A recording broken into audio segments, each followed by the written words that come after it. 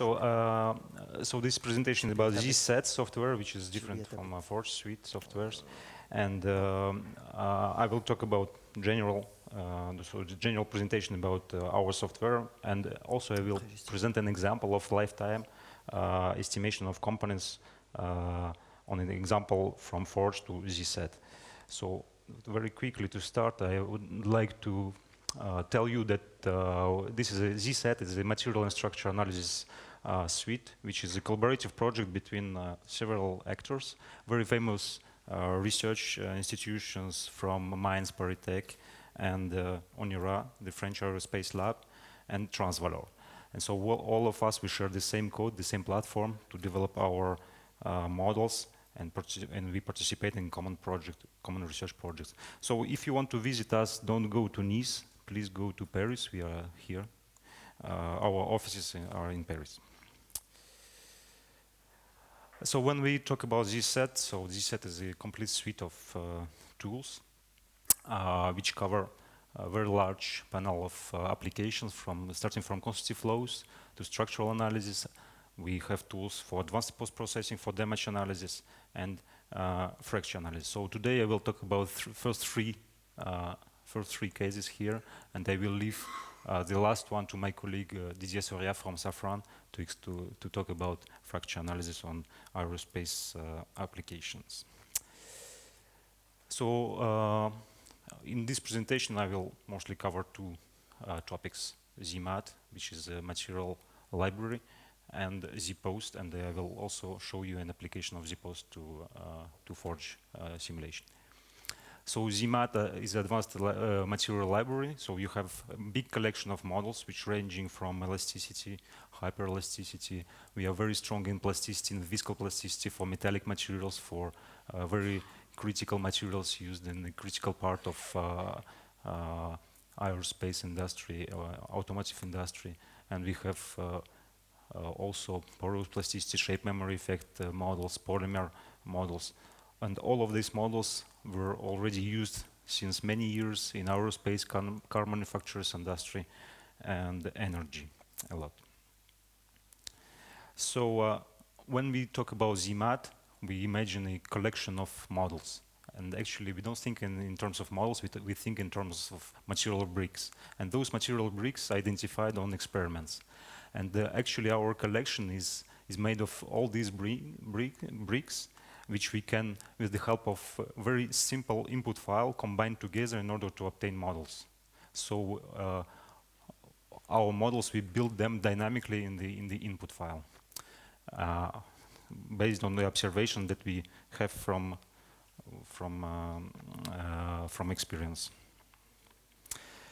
So if you want so you fill the input file, and then of course you have tools to drive this input file to obtain curves. So this one is a very typical curve for elastoplastic cyclic behavior. This is typical for automotive industry, aerospace industry, and so on. So on the right you see the cyclic loading, on the left cyclic loading, and on the right this cyclic response of the material model.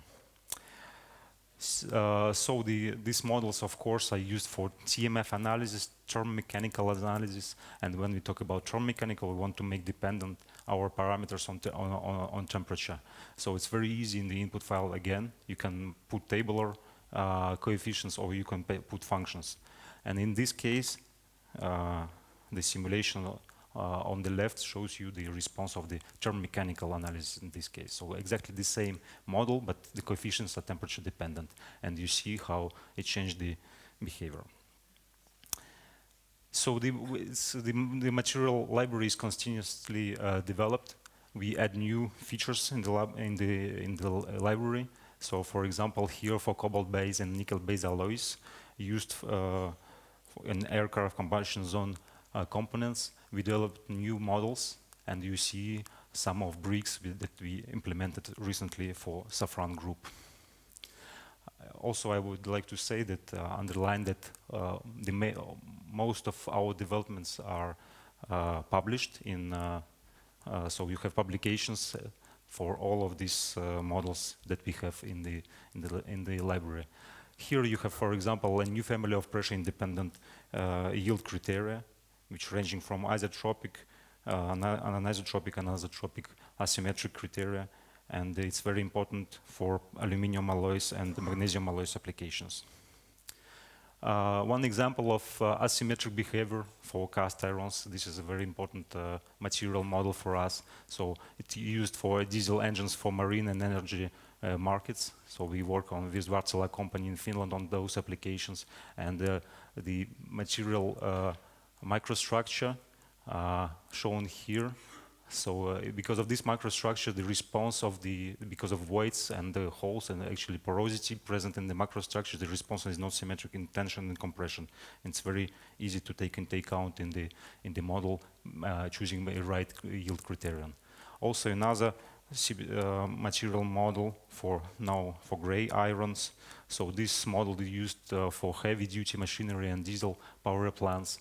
So the model includes all features that we want to use for these applications. So I talk about plasticity or viscoplasticity in this case, temperature dependence, straight rate dependence, but also we want to be able to represent the stiffening degradation in tension and re-stiffening in compression when we go back from tension to compression. So to be able to represent this region precisely.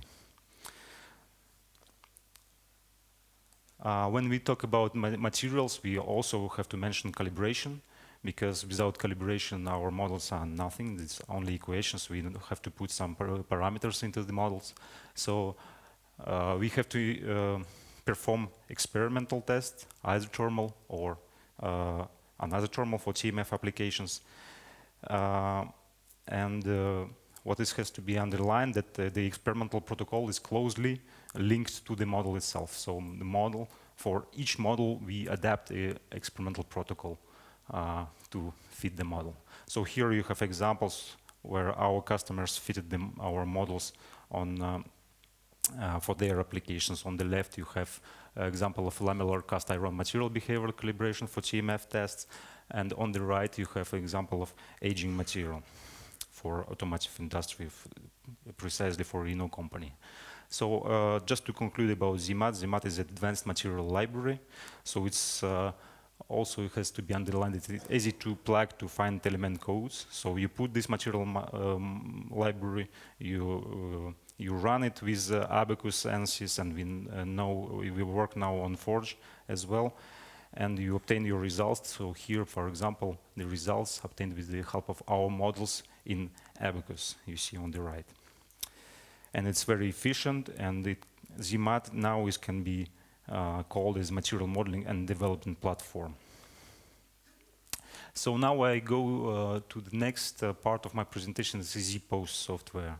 ZPost software is it's very important for us because it allows to estimate fatigue life of components. So first, software ZMAT allows to calculate stress and strains precisely.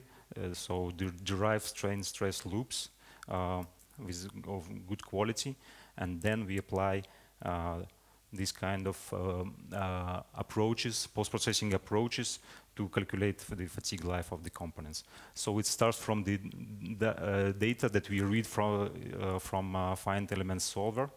We apply some number of processes, and we write the output in the format of the finite element solver. And what is the good news from for the last version of ZSet software, that we have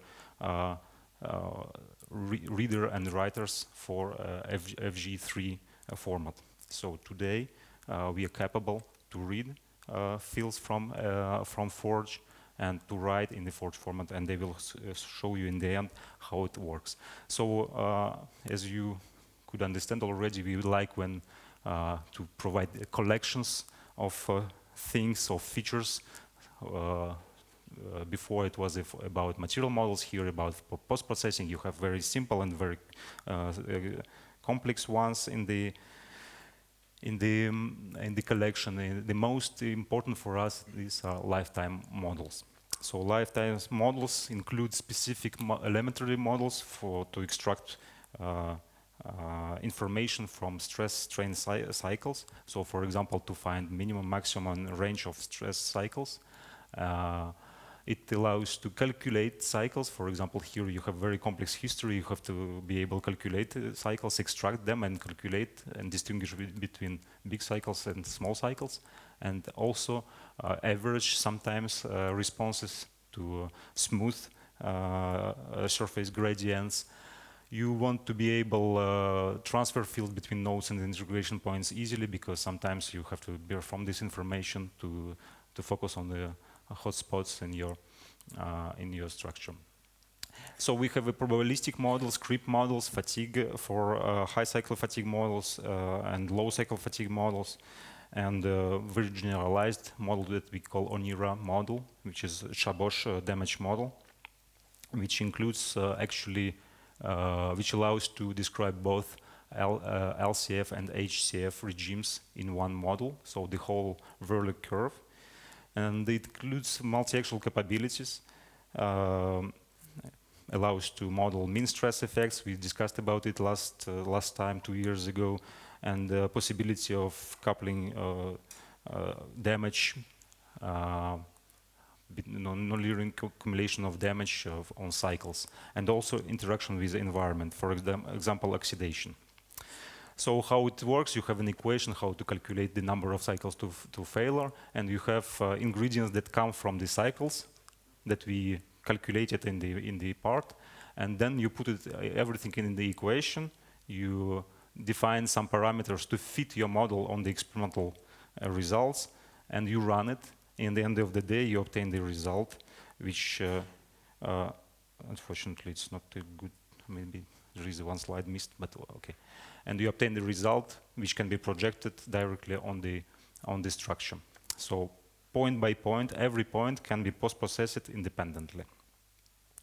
And so we obtain the results. So we will see it a little bit later. So now I will show you how these fatigue estimation tools can be plugged to forge computation. So here you have a forge computation. What we are capable to do now is to read forge results and to convert them to ZSET for further post-processing. We apply any types of models, but in this example it will be lifetime model, and then we export the results in FG3 format for visualization with your post-processing tools. So this is how it works, and this is the application. By the way, I would like to thank Gregory from Transvalor for his help to set up this example. This is about connecting rod hot forging, and I think it's a quite typical example from your database. And so what we wanted to do is to use this example to calculate number of cycles to failure of these forging tools. So which is quite important in your work.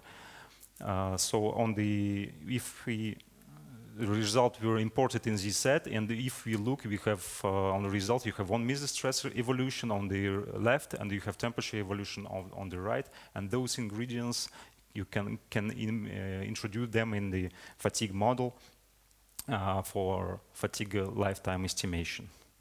So the way how we do it, we will, with help of ZPost, we can very easily find what we call critical points. We can calculate the find the points where you have maximum stress variation or maximum stress, maximum temperature variation, or maximum temperature globally in the structure. And also we can apply the model, fatigue model that I presented just before. So the model that we choose is presented here. So it's completely created by us. It's an artificial model. It's just to show how it works.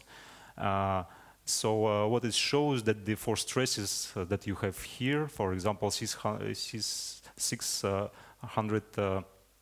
megapascals, you have this lifetime. And for 400 megapascals, you have a longer lifetime. And for example, 10 megapascals, it's infinite lifetime. This is what the curve shows you. And this curve were created for several temperatures to take into account temperature dependency. And we applied this model on the results read from forge simulation. And when we post-process them, visualize them, we can have access to this kind of fields that you see on the right, and it shows the number of cycles to failure projected on the mesh. Okay, so red zones, it's opposite to it's not the critical, it's actually the most safe zones, and the critical zones, they have a less number of cycles to failure, and they highlighted by blue colors here. Okay, and what is the nice new right now, that exactly the same model can be exported to FG3 format and be visualized with your with the viewer, NXT GUI viewer. And so here you have access to all tools available in the viewer, so you can of course see these views, but also perform cuttings, look inside, and we didn't have enough time to post-process it for this presentation, but what is interesting to see that inside of this, if we cut this part, and inside we have channels of critical zones that go inside in the volume and not only in the surface. So the model is very powerful, allows to provide a lot of information about how your model degrade with the usage. So I think this is the last slide of my presentation. Just to recall what I was talking about today, ZMAT, first part, it was about ZMAT. So we have a very huge collection of material models, so please do not hesitate to use it for your applications. And we also provide ZPost, which is a generic tool for data post-processing. This today is compatible with FG3 format for import and export. We set up a simulation chain for fatigue lifetime analysis of forging tools, but it can be any type of simulation. You have now the possibility to visualize ZPost results with NXT GUI. Thank you very much for your attention.